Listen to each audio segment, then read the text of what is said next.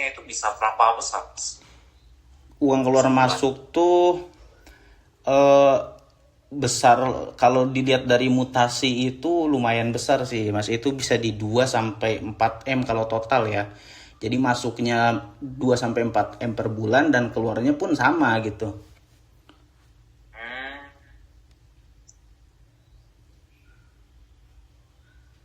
Karena untuk per orang aja tuh saya biasanya modal saya gitu ya yang saya pakai itu per orangnya bisa mulai dari 7 sampai di 20 jutaan Mas. Makanya bisa membengkak gitu. oke. Biaya jasanya hanya 200 sampai 300 ya. Betul. Ya ini agak bahaya sih. Karena kan orang pajak yang mereka address itu lebih ke uang masuk kita total bisa mencapai di angka berapa ya, Mas ya? Hmm. Oke, sebentar. Tiket refund. Mas, tiket refund, tiketnya ini belanjanya di mana, Mas? Gimana Mas? Jadi kan Mas beliin tiket Mm-mm. pulangnya dulu ya. Iya Beli betul. tiket pulangnya ini di mana? Untuk beli tiket pulangnya tuh di salah satu travel perusahaan dari Singapura Mas. Oke, Atau mungkin bisa disebut kayak OTA lah. Kayak model-model tiket.com atau Traveloka gitu. Tapi punya Singapura punya gitu. ya. Nah, dana refundnya itu ditransfer dari rekening yang sama ya? Bagaimana prosesnya? Jadi saya kan punya banyak rekening Mas. Ada apa BCA, Mandiri, Jago dan lain-lain gitu. Seringnya sih saya untuk biaya keluar, artinya uang keluar gitu ya dari rekening saya untuk beli tiket itu pakai BCA. Lalu kemudian nanti refundnya tuh ke Bank Jago gitu. Tapi sama-sama atas nama pribadi saya gitu di rekening tuh. Oke. Maksud saya lebih ke ini sih. Kita kan berarti kan dari Mas itu bayarnya itu pakai VA ya, virtual account Iya atau betul, gimana ya? virtual account. Oh, pengembaliannya itu langsung dari dana begitu refund kan ada dana masuk nih ke rekening Mas ya. Hmm. Ja- eh, ja- Ah, jadi kalau untuk refund dan itu eh, kita ngisi ulang Mas, ngisi ulang rekening ini refundnya mau ke rekening mana gitu. Saya biasanya pakai rekening Jago. oh iya, pengirimnya itu dari mana? Pengirimnya itu dari, kalau untuk ketika beli ya itu kan PT apa yang punyanya Doku itu ya, ya Nusa Anta Inti. Terus kalau untuk dari pengirim masuk refund, eh sebentar.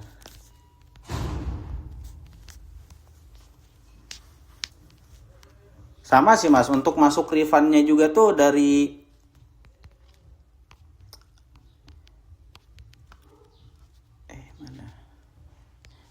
Nusa Satu Dari Inti mana? Arta. Terus nanti dia ngasih catatan dari apa namanya, dari nama vendornya tadi gitu, nama si OTA-nya tadi. Oh, kalau yang dokunya ini atas nama vendor tadi juga sama ya? Iya betul, atas nama vendor yang tadi juga sama. Kebanyakan tamu klien ini orang Indonesia atau dari luar? Orang Indonesia sih Mas. Market orang Indonesia ya. Iya orang Indonesia. Oke, terus SSPin ya. Oke baik. Untuk masnya ini domisili di mana? Gimana Mas? Untuk masnya sendiri domisili di mana? Di Makassar ya? Iya di Makassar betul. Oke. Kalau total dari biaya jasa yang didapatkan itu pernah hitung nggak, Mas? Total biaya jasa per bulannya Mas atau gimana? Profitnya lah. Dari klien transfer uang biaya jasa kan 200-300 per kepala ya. Iya betul. Saya Total sebulan bisa. sebulan itu kan sebenarnya masih kotor tuh Mas, 200 sampai 300 karena kan ketika saya ajukan pembatalan itu kan harus dikurangi biaya denda pembatalan tuh. Ya tapi memang nominalnya sedikit gitu, sekitar 35.000, 37.000, 40.000 gitu kan. Jadi ya pembatalan itu abaikan dulu. Oke. Kalau yang untuk murni berapa ya? Bisa berapa? Berarti di sekitar saya hitung itu per bulan rata-rata di 10 sampai 20 juta, Mas. Sampai 20 juta Betul. bulan ya. Oke. Ya pembatalan sekitar ya 30 ribuan ya. Iya, 30 ribuan. Benar nggak? Benar-benar, Mas. Ya pembatalannya 30 ribuan ya per kepala ya. Per kepala. Tapi kadang-kadang tuh malah nggak ada denda sama sekali. Jadi tergantung kebijakan dari maskapainya sih, Mas. Jadi kadang ada yang ada denda, terus kadang yang full kembali gitu.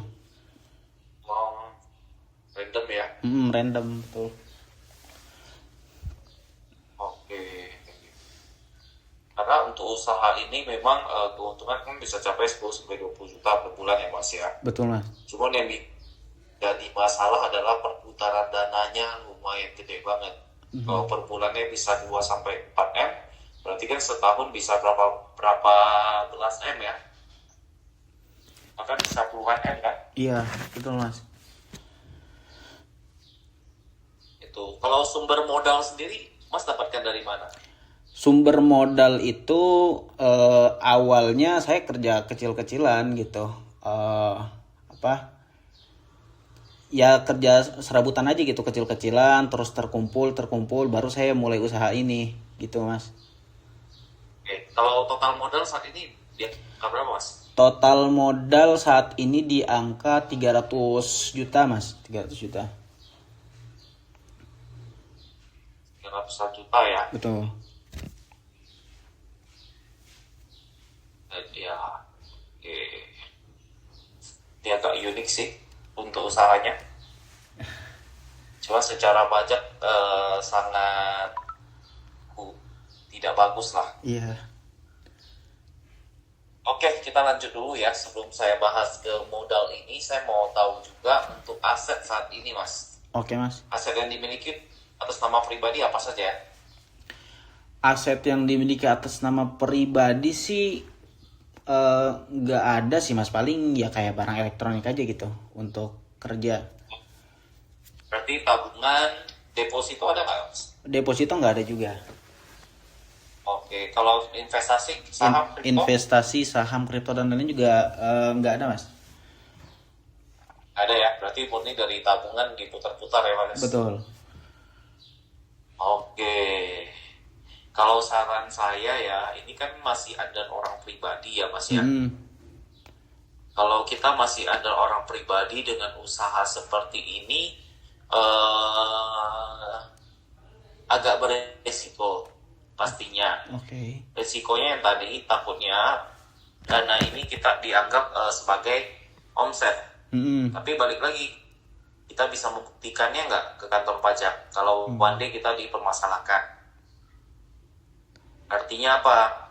Artinya untuk seluruh dana refund ya yang dari platform tadi itu semua harus ada dokumentasinya. Karena indikasi pertama yang orang pajak lihat adalah perputaran dana di rekening kita, Mas. Oh gitu. Berarti orang pajak tuh nggak terlalu peduli juga ya uang keluarnya berapa gitu kan ya? Beda. Kalau orang pribadi kan sistemnya adalah pencatatan. Ada sistem namanya pencatatan, ada sistem namanya pembukuan. Ya kan? Kalau untuk Mas sendiri kan nggak ada sistem sama sekali, berarti kan masuk ke pencatatan. Kalau pencatatan, itu yang dilihat orang pajak adalah omsetnya. Oh gitu. Berarti bisa. Kurang lebih seperti itu, Mak. Berarti untuk yang usaha Mas ini ya Mas. nggak boleh pakai. Untuk usaha Mas ini nggak boleh pakai pencatatan, lebih tepatnya pakai sistem pembukuan. Gitu. Artinya apa? Supaya uang refund ini kita bisa klaim sebagai apa ya bahasanya ya, bukan sebagai omset, tapi sebagai dana refund. Oh Berarti harus atas nama perusahaan gitu Mas atau gimana? Gimana? Bagusnya ya. Hmm. Halo, suara Mas putus-putus Mas. Halo Mas, halo. Apakah Enggak. Ya, suara saya jelas Mas. jelas Mas? Oke, gimana tadi Mas? Bisa diulangi kembali? Berarti ini baiknya transaksi yang keluar masuk untuk tiket ini atas nama perusahaan berarti Mas ya? Lebih bagus sih seperti itu, lebih detail ya, lebih rapi lagi. Jadi tidak menyangkut ke pribadi. Karena pribadi pertama, kalau omset kita ini kan dananya berputar terus ya. Iya. Sebentar, saya pikir dulu caranya. Karena konsep bisnisnya agak unik sih. Oke. Nanti kan ada omset. Ini layar saya kelihatan ya? Kelihatan Mas, kelihatan. Ada omset jasa, benar nggak? Iya, omset jasa. Omset atas jasa ini yang kita clearkan pajaknya. Ini yang pasti kena tax ya. Nah, sedangkan dana refund ini kan nggak boleh dikenakan tax sebenarnya. Tapi balik lagi, asalkan dokumentasi kita lengkap. Dan juga sistem perpajakan kita nggak bisa pakai tarif yang 0,5%. Kita sudah harus pakai tarif yang perhitungan pajak dari laba bersih. Berarti laba bersih kali tarif pajak. Dan tarif pajak ini lumayan tinggi. Kalau untuk orang pribadi tarif pajaknya itu bisa 5-35% Mas. Oh gitu. Dari laba bersih ya. Dan untuk mendapatkan laba bersih ini kita pakai sistem namanya pembukuan.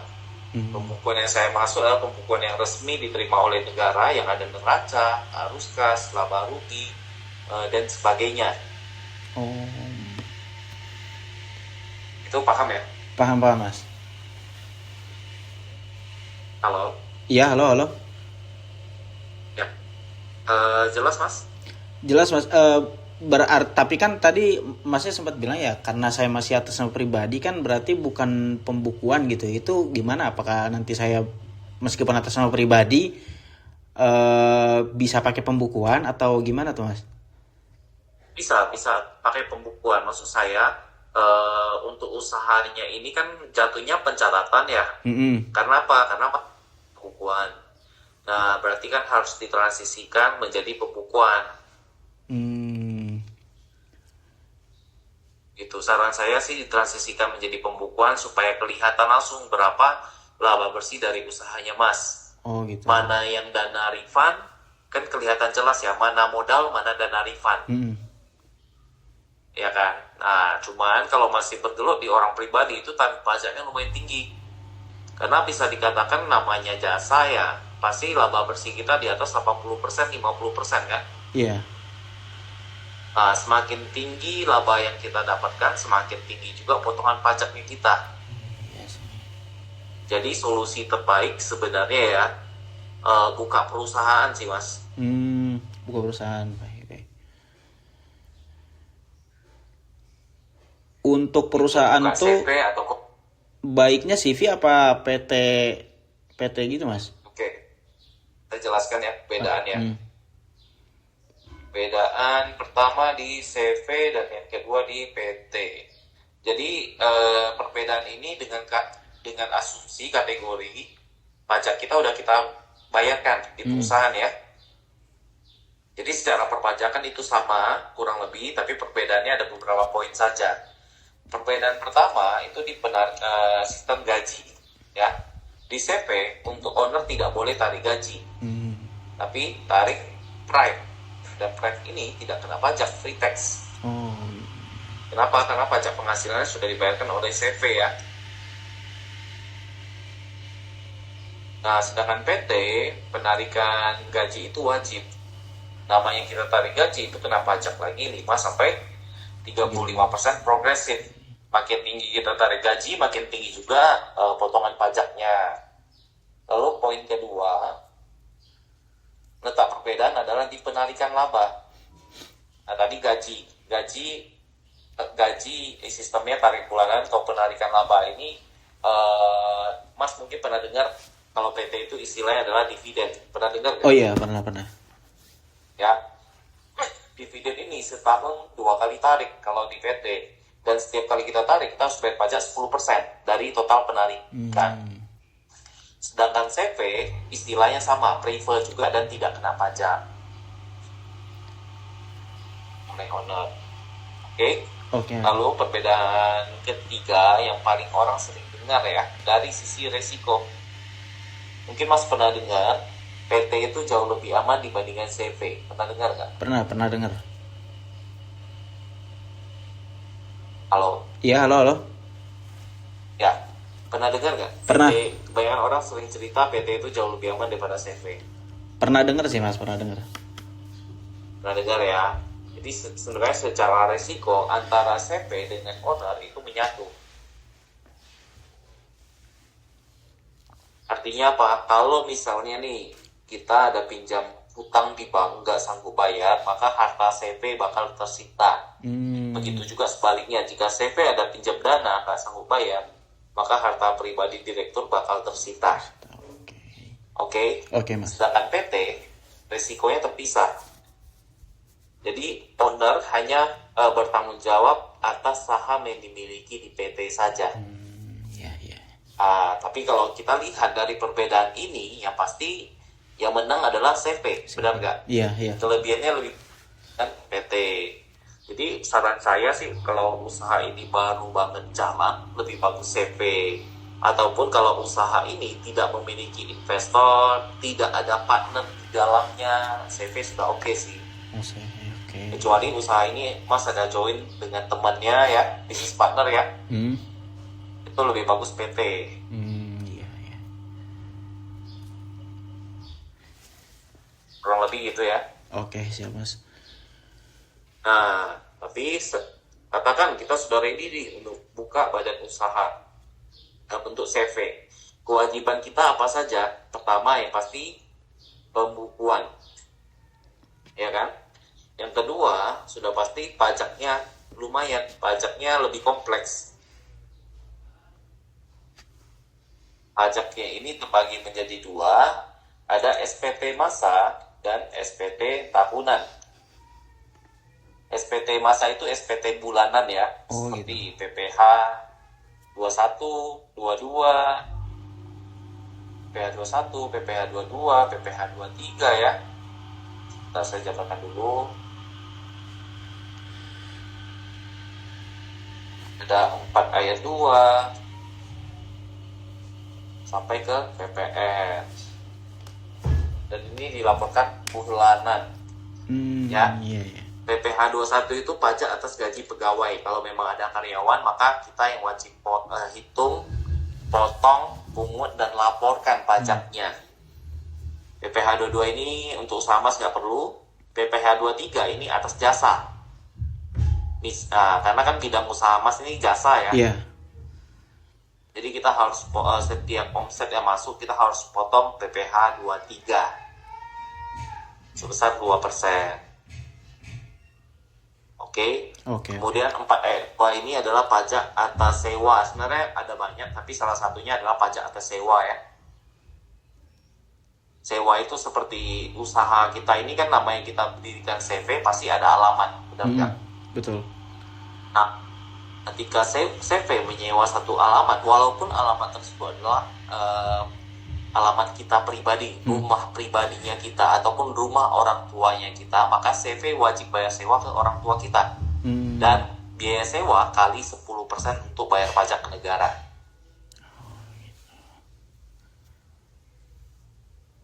Nah, kelebihan intinya itu sih. Memang perpajakannya ada banyak, tapi belum tentu bayar, Mas. Yang wajib itu adalah lapor, ya. Oke. SPT tahunan ini dilaporkan setiap bulan 4. Setahun sekali. Lebih seperti itu. Jadi ada dua yang harus diperhatikan, pembukuan dan perpajakannya. Nah, biasanya nih, kalau kita tidak pernah punya pendidikan sebagai accounting, ya, pendidikan di perpajakan, pasti kita nggak ngerti juga cara buat pembukuan, benar nggak? Iya, betul. Nah, maka pembukuan perpajakan ini kan bisa pakai pihak kedua ya. Contohnya seperti tax hour juga kita menyediakan layanan tersebut. Nah, untuk tarif jasanya itu dari starting di 3 juta per bulan, tapi udah diurusin semuanya, pembukuan dan perpajakannya. Kurang lebih seperti itu. Oh gitu. Berarti kalau misalnya ini saya masih anggaplah misal belum bisa nih untuk yang buat atas nama badan gitu. Berarti atas nama pribadi. Itu berarti gimana tuh Mas kira-kira ya? Kalau saran saya dibuat pembukuan sih Mas. Jadi ketahuan modal Mas berapa, dana ini bisa kita anggap bukan pendapatan juga. Jadi benar-benar omsetnya itu jelas, omsetnya itu ya dari jasanya saja. Berarti nanti kalau misal suatu waktu misal dipanggil gitu sama orang pajak gitu ya, dengan adanya pembukuan tadi itu kita bisa ibaratnya tuh kayak mutasi yang masuk itu nggak jadi omset gitu ya, atau gimana Mas? Nah itulah benar, pembukuan inilah pembuktian kita bahwasan usaha ini saya memiliki modal di dalamnya ya kan. Dan karena 2-4 miliar per bulan ini bukan uang masuk, tapi adalah modal saya yang berputar. Dan ada dana refund dalamnya. Dana refund ini kan pengembalian, cancel, benar gak? Iya betul. Artinya kan tidak sebagai omset, makanya kita harus ada pembukuan. Tapi kalau Mas gak buat pembukuan, maka dana refund tadi khawatirnya bakal dianggap sebagai omset. Kalau dianggap sebagai omset, ditotalin kan setahun bisa puluhan M, benar gak? Iya betul. Nah itu PPN 11%. Berarti kan semua keuntungan kita habis, gak ada untung, malah rugi kan? Iya. Gitu. Makanya mau gak mau harus ada pembukuan ini sebagai bukti pegangan kita. Oh gitu. Untuk yang usaha gimana? Ya karena usaha Mas ini kan resikonya lumayan tinggi sih di perpajakan.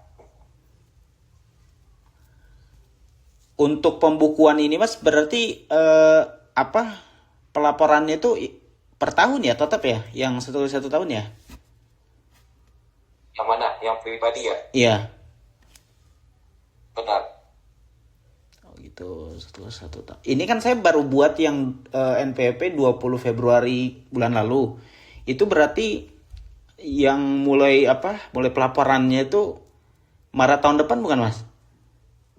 Maret tahun depan, tapi pembukuan dilakukan bulan berjalan. Gitu. Kalau misal untuk dari tax hour sendiri untuk jasa pembukuan ini itu ada nggak Mas? Ada. Di kita itu ada jasa pembukuan dan perpajakan. Kalau untuk badan yang tadi ya biayanya ya starting dari tapi kalau untuk orang pribadi lebih murah lagi sih, nggak setinggi itu. Itu berapa tuh Mas?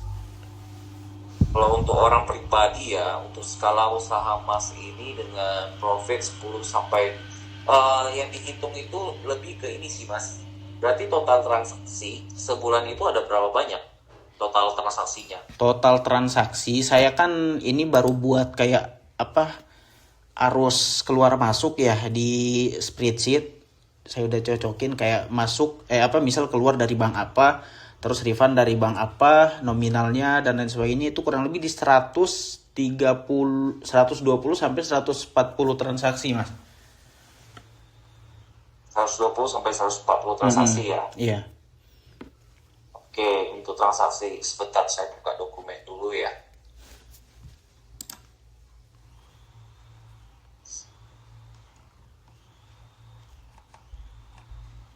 Untuk pembukuannya starting di 2,5 juta sih Mas. 2,5 juta ya. Per bulan ya, sudah include dengan SPT tahunan. Maksudnya sudah include SPT tahunan tuh gimana tuh Mas? Nah, SPT tahunan ini, pembukuan itu kan setiap bulannya kita harus kerjakan, benar ya? Iya. Nah, SPT tahunan itu fungsinya untuk pelaporan harta kita, pelaporan aset kita, pelaporan penghasilan kita, pelaporan utang piutang, pelaporan investasi, dan jadi kurang lebih seperti itu sih kalau untuk SPT tahunan. Nah, mengambil data penghasilannya dari mana? Dari pembukuan yang kita buat. Dan juga pembukuan ini kan nanti akan ada hasil akhirnya berupa neraca ya. Iya.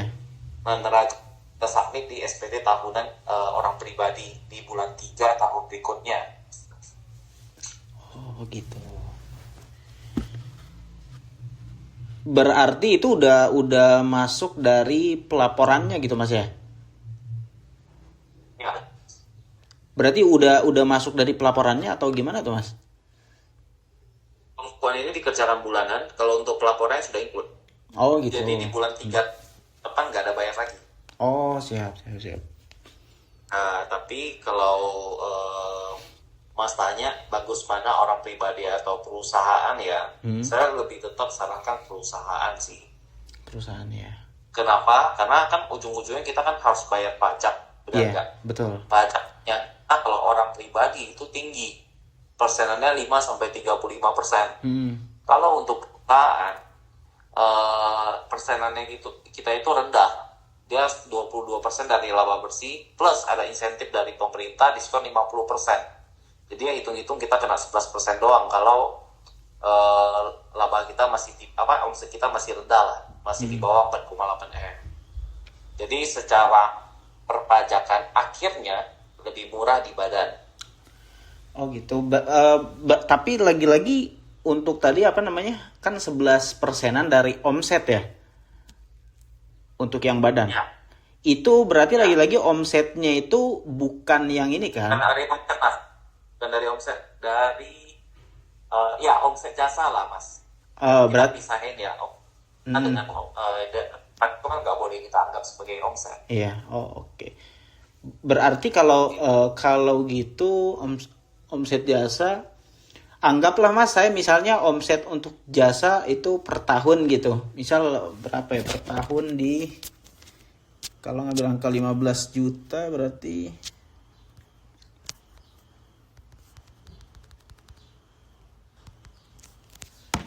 motornya lah coba di 180 juta berarti kan Mas, kalau anggaplah ambil di 15 juta gitu per bulan. 180 juta ya. Sebentar. Kasar kalau di orang pribadi kena berapa? Kalau di orang pribadi kalau 180 juta sih masih ringan ya, karena ada PTKP. Untuk PTKP kita di 54 juta.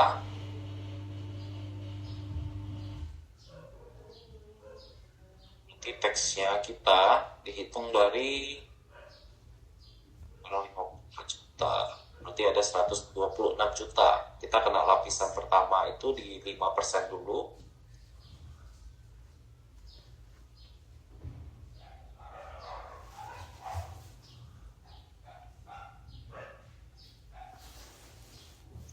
Persen itu di 60 juta pertama ya.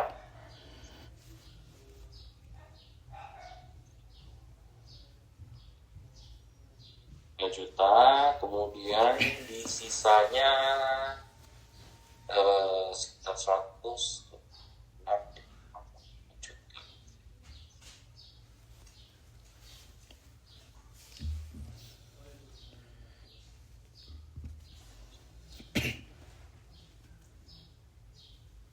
Tahunnya itu kasarnya bisa 12,9 juta di pribadi kalau memang kita konsisten income kita di 126 juta ya Mas ya. Iya. Nah, lebih seperti itu. Masih lumayan rendah, sumnya itu di 126 juta. Kalau di badan tinggal dihitung sih.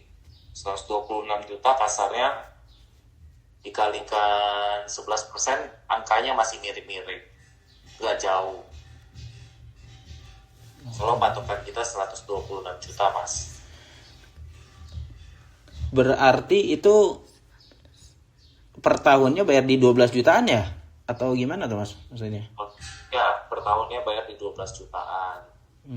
Nah, ini saya jelaskan lagi ya. Bedaannya apa ini kalau orang pribadi ya. Sebentar. kalau orang pribadi. Kenapa harus di badan? Ini saya jelaskan.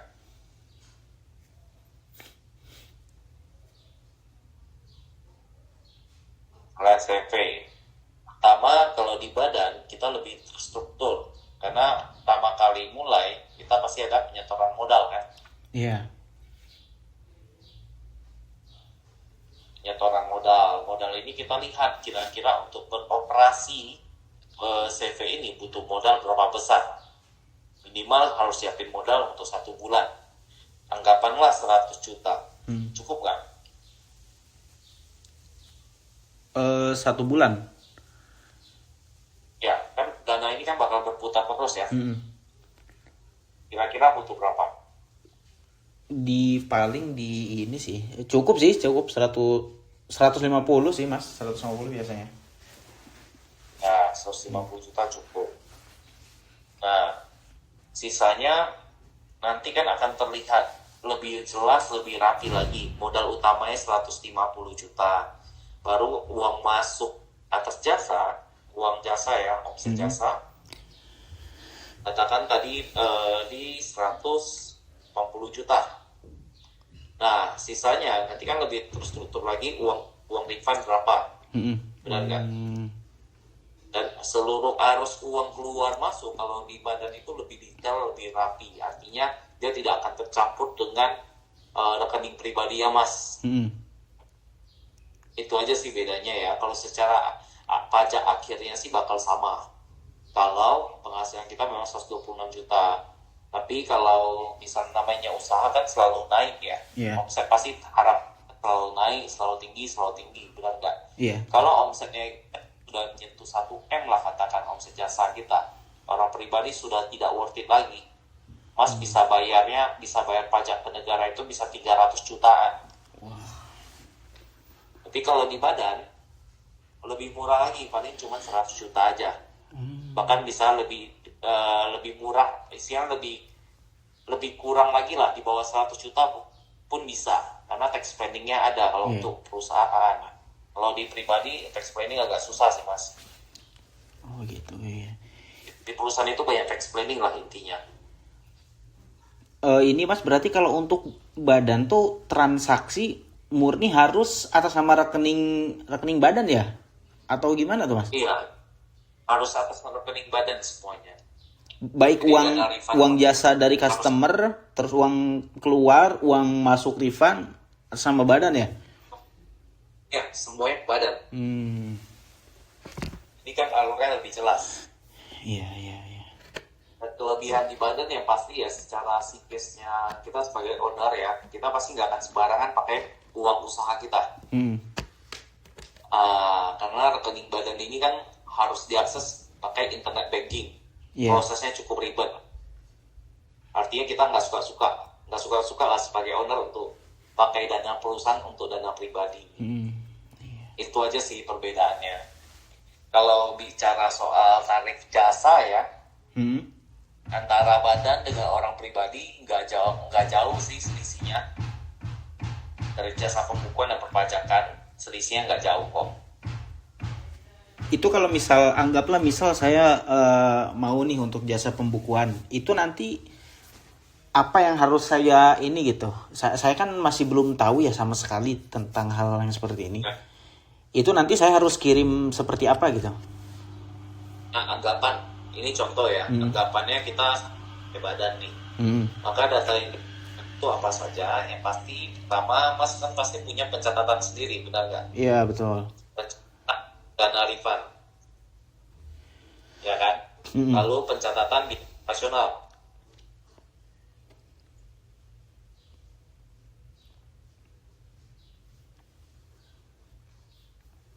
Nah, dana refund ini kalau di perusahaan itu bisa menjadi biaya pengurang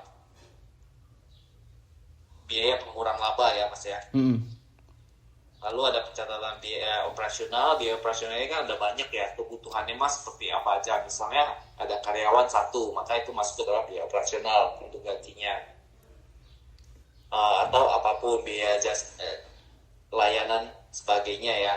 Lalu yang saya butuhkan lagi adalah mutasi rekening. Iya. Uang masuk. Mutasi rekening dari tanggal 1 sampai dengan 31 akhir bulan. Setiap bulan dikirimkan paling lama tanggal 5 bulan berikutnya. Oke. 5. Jadi 3 data ini udah cukup sih Mas untuk mengolah laporan keuangannya. Tidak. Kalau untuk yang pribadi gimana Mas? Kalau untuk yang pribadi, yang pembukuan pribadi tadi? Tadi juga sama sih, data yang dibutuhkan ini juga. Gitu ya. Kalau misal gini Mas, baik dua-duanya gitu ya, entah badan ataupun pribadi. Saya misal punya pencatatan untuk seperti dana refund, terus biaya operasional.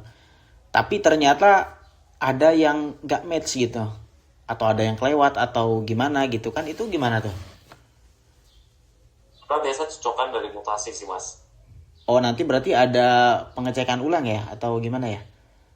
Nah, ada pengecekan, makanya kita butuh data mentah kan, seperti mutasi rekening. Gitu. Ya. Jadi nanti kita yang akan tanyakan ke Mas, contoh misalnya ada yang termiss dari pencatatannya Mas ya,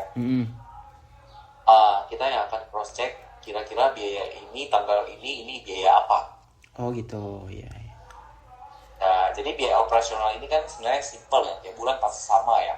Biaya operasional ini kalau yang bisa kita akui itu lumayan banyak, seperti pulsa, wifi ya, transportasi,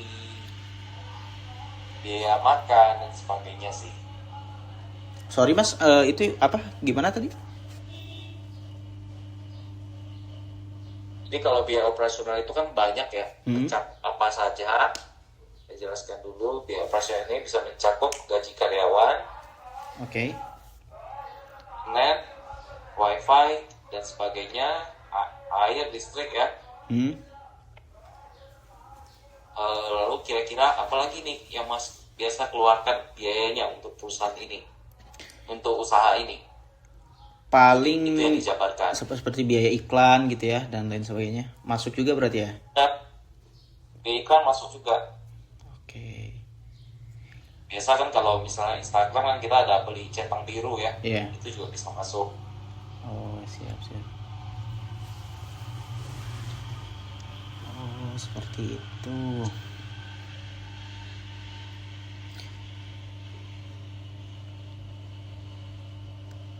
Kan kalau memang ada sewa ya masuk juga ya. Kalau sewa saya kan saya kan tinggalnya di apartemen Mas.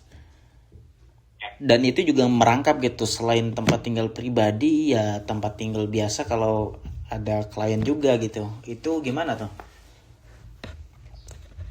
Nah, kalau biaya sewa ini mau di-grab, pembayarannya itu harus dari rekening perusahaan. Pembayaran ininya? Baik itu ya harus melalui rekening perusahaan kita. Oh gitu. Nah, intinya sih kalau soal biaya jasa pembukuan perpajakan antara orang pribadi dan badan ya, itu selisihnya nggak jauh. Paling selisih cuma berapa ratus ribu ya, bahkan itu kan masih bisa negotiable ya. Angkanya kemungkinan besar ya outputnya ya. Yang Mas setiap bulan akan keluarkan itu biaya saya bisa pastikan sama. Cuman kalau secara pajak untuk jangka panjang jauh lebih hemat itu di CV, itu poin kedua. Poin ketiga, kalau untuk secara resiko usaha jauh lebih safety di CV dibandingkan di orang pribadi. Benar. Karena di orang pribadi kan pasti Mas ada transferan uang masuk di luar dari uang usaha kan? Iya betul. Itu yang agak susah tuh untuk pembuktiannya. Bahwasan itu bukan uang. Contoh paling simpel. Kita ada pinjamin teman utang 100 juta di tahun lalu. Ya, tapi karena kita di tata caranya untuk utang ini kita lupa lapor nih di SPT tahunan pribadi kita, bahwasan kita ada memberikan utang ke teman kita. Nah, tiba-tiba di tahun ini teman kita balikin utang tersebut 100 juta juga, maka bisa dianggap itu adalah omset 100 jutanya. Oh.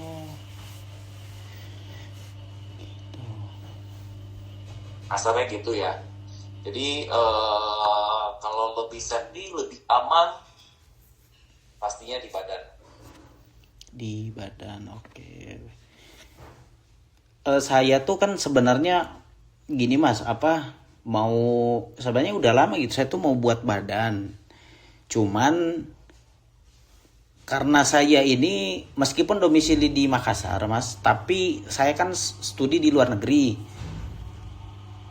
Di Timur Tengah gitu, makanya agak sulit. Seperti kayak contoh NPWP aja baru saya buat Februari itu karena memang karena saya memang posisinya tuh nggak di Indonesia gitu, makanya saya baru buat Februari. Itu pun Februari saya buat itu karena sempet Bang Jago saya itu kan kena suspend karena diminta kejelasan pekerjaan apa dan lain sebagainya, tapi saya abaikan. Akhirnya kena suspend, tapi udah saya klarifikasi ke pihak Jago dan dibuka kembali, makanya saya buat NPWP gitu. Nah, kalau badan itu minimal kan butuh 2 orang ya mas, 1 direktur, 1 komisaris. Jadi mungkin untuk komisaris cari yang keluarga sendiri ya, atau saudara atau keluarga yang memang available di Indonesia. Itu syarat saya. Oke. Sisanya pengurusannya nggak perlu melibatkan mas sih untuk di Indonesia. Oh, bisa begitu ya? Contoh, ada keluarga, ada adik, ada abang nggak? Ada. Ada, misalnya pakai punya saudara kandung kita ya. Kita posisi sebagai direktur saja, masnya sebagai komisaris. Oke. Ini direktur ini fungsinya apa kalau di badan? Misalnya untuk pengurusan pembukaan rekening perusahaan itu kan wajib direktur yang hadir. Iya. Ataupun kalau one day ada masalah perpajakan yang butuh klarifikasi dari orang pajak, maka yang cukup hadir itu direktur. Oh gitu. Jadi saya lebih menyarankan sih untuk posisi direktur itu jangan masnya pegang. Oke. Kasarnya gitu, lebih baik ke saudara kandung. Tapi untuk akses internet banking tetap mas yang pegang. Untuk akses keuangan, internet banking, rekening perusahaan itu tetap mas yang pegang. Oke. Kalau di CV itu mas, ya mas? Gimana? Kalau di CV itu pembuatan rekeningnya itu gimana tuh? Di Jago tuh bisa ini nggak, bisa buat maksudnya untuk CV ini rekeningnya di Jago misalnya, itu bisa nggak? Bisa aja sih, semua bank bisa. Oh, semua bank bisa ya. Soalnya kan saya kenapa kayak untuk uang refund itu kenapa saya pilih Jago, karena saya tuh kurang tahu ya untuk apakah karena saya terlalu sering refund atau gimana ya. Jadi bank-bank itu tuh sering kena ini seperti ditandai gitu. Ditandai, jadi kalau sudah ditandai itu uang refund lama tuh masuknya mas, bisa 1-2 bulan. Kalau di Jago kan dia ada sistem kantong, dan setiap kantong itu kan dia beda-beda gitu ya nomor rekeningnya itu. Itu bisa kayak buka tutup gitu. Itu kira-kira gimana mas kalau menurut mas? Setahu saya semua bank bisa buka rekening perusahaan sih mas. Bisa ya, oke. Tinggal dicari tahu aja persyaratannya seperti apa. Dan biasanya proses pembukaan rekening perusahaan itu memang makan waktu 1-2 minggu. Gitu ya. Tapi setelah rekening ini sudah jadi ya berjalan seperti biasa sih mas. Seperti biasa. Oke. Sama ini mas, terkait sistem tadi kalau misalnya saya pakai jasanya tax hour nih untuk yang pembukuan tiap bulan, itu nanti sistemnya tuh gimana mas ya? Maksudnya apakah saya bayar per bulannya kah atau gimana gitu? Nah, kalau untuk tarif jasa kita kan di 3 juta per bulan ya, mau di 3 juta per bulan. Tapi di kita memang ada special price khusus pembayaran 3 bulan sekaligus. Jadi gitu. setiap 3 bulan sekali penagihannya. Nah, khusus pembayaran jasa 3 bulan sekali itu dapat diskon rate khusus di angka, kalau omset kita masih di bawah 4,8 M itu di angka 2,5 juta. 2,5 juta, oke. 2,5 juta berarti kali 3 kan 7,5 juta ya. Iya. Artinya makanya saya tadi info untuk di badan ini rate-nya bakal sama dengan pembukuan orang pribadi. Orang pribadi ya. Di orang pribadi kan 2,5 juta juga tuh. Kalau badannya Mas memilih pembayaran per 3 bulan, artinya rate-nya bakal sama di 2,5 juta juga. Oh gitu, oke. Terus gini Mas, ini kan saya kan kalau misal terhitung pajak tahun depan itu berarti Januari ya? Mulai dari Januari ya? Januari tahun ini ya? Ya. Kan saya Kalau misalnya badannya baru, kalau misalnya badan baru, kalau misalnya orang pribadi ya pajaknya pembayarannya itu di Januari, temponya Januari sampai Maret pembayarannya. Kalau di badan perlakuannya untuk tarif pembukuan juga sama, itu di Januari sampai April. Oh gitu. Nah ini untuk cash saya ini gimana Mas? Kan saya anggaplah misal saya baru bisa buat badan ini bulan depan misalnya. Terus dari Januari sampai badan ini jadi, itu kan masih atas nama pribadi tuh. Itu gimana tuh nanti kalau misalnya saya pakai jasanya Tax Hour nih? Nah, itu sama sih Mas, hitungannya per bulan tetap tarif jasa kita. Enggak, maksudnya untuk yang pelaporan pajaknya itu Mas. Anggaplah dari Januari sampai Februari, Maret, April, Mei sampai Mei itu misal pribadi nih. Nah, itu kan saya tetap harus bayar atas nama pribadi dan juga bayar yang badan gitu ya. Untuk pajak badan gitu. Itu gimana tuh nanti tuh? Oke, jadi yang untuk pribadi ini tetap kita buat via pembukuan ya. Untuk Januari sampai dengan April. Begitu badan jadi di bulan Mei, berarti kan dari pribadi sudah tidak ada omset lagi. Iya. Sudah tidak ada uang masuk lagi ke pribadi. Jadi mulai dari April sampai dengan Desember, khusus di pribadi, itu pemasukan pribadi itu hanya penarikan laba dari CV, dan itu sudah tidak kena pajak lagi. Jadi pajak yang harus dibayarkan itu hanya Januari sampai dengan April Mas. Oh gitu. Ya, kedepannya tinggal yang dilaporkan itu hanya SPT tahunan aja kalau untuk pribadi.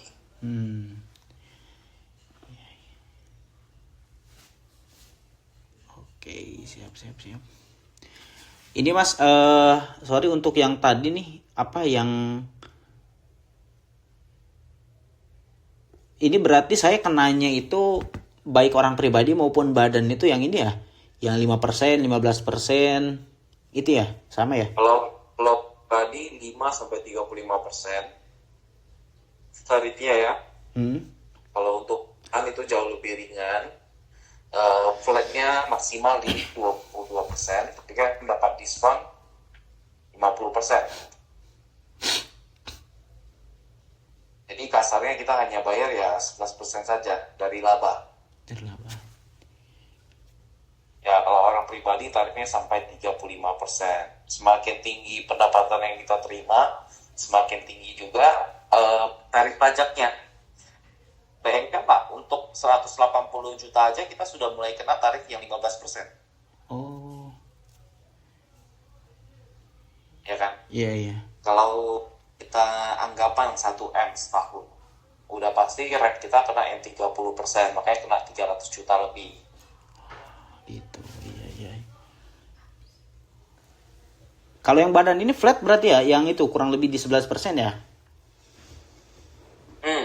Kalau di badan ya kurang lebih di 11% aja. Selisihnya lumayan jauh ya. Iya. Kalau dibandingkan dengan pribadi. Kecuali Mas memang konsisten tiap tahun hanya 126 juta tidak bertumbuh ya. 180 juta tidak bertumbuh ya Mas ya. Iya. Maka ya tarifnya nggak akan jauh sih dengan yang CV. Oke. Tapi mesti diingat, CV ini kan memang 11%. Kita kan masih ada tax planning di dalamnya. Jadi otomatis yang dibayarkan pastinya jauh lebih rendah. Jauh lebih rendah, oke.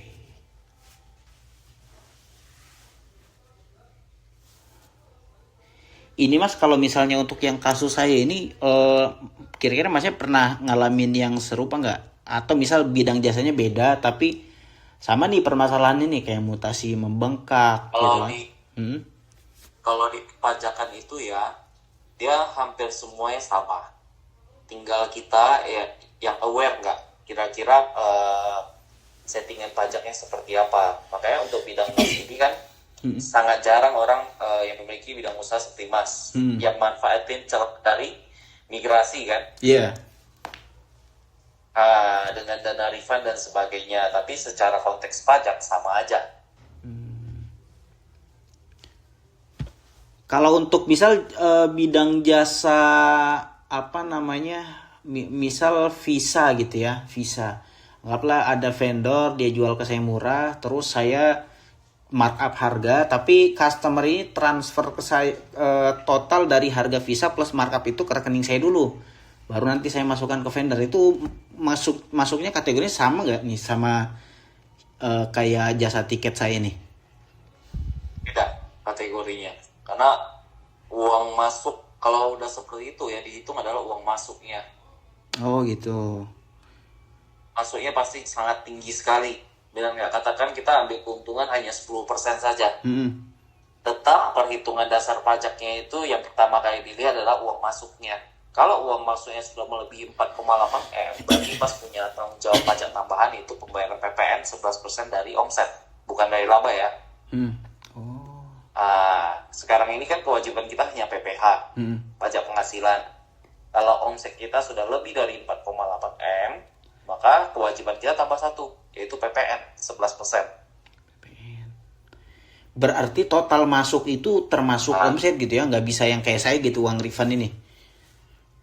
Oh, beda konteksnya. Kalau Mas ini kan uang pembatalan. Itu ya, kalau di pajak istilahnya apa Mas? Sama sih, uang pembatalan juga Mas. Oh gitu. Artinya kita nggak bisa akui itu sebagai laba, ya kan? Iya. Ataupun sebagai omset, itu nggak bisa diakui sebagai omset. Tapi kalau misalnya kita seperti pengurusan visa atau tour and travel lah bahasanya. Tour and travel ini kan kita ada markup harga di dalamnya. Iya. Klien transfer ke kita.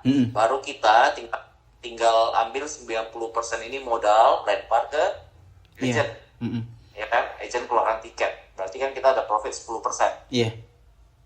Nah, yang dilihat adalah tetap uang masuknya dulu. Uang masuknya berapa, baru laba kita berapa. Oh gitu. Nah, uang masuknya ini adalah omset, benar-benar dianggap omset, Mas. Itu bedanya. Oke. Kalau usaha Mas ini kan sekarang uang masuk ada dua sumber. Satu dari omset jasa, satu lagi dari pembatalan. Iya betul. Ya kan?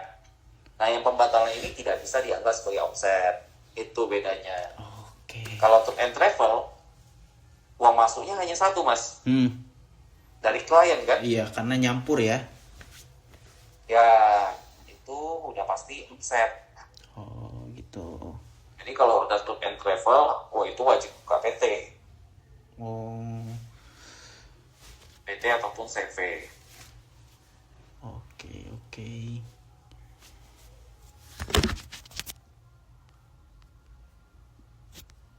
Oke Mas, kurang lebihnya sih saya udah paham sih Mas.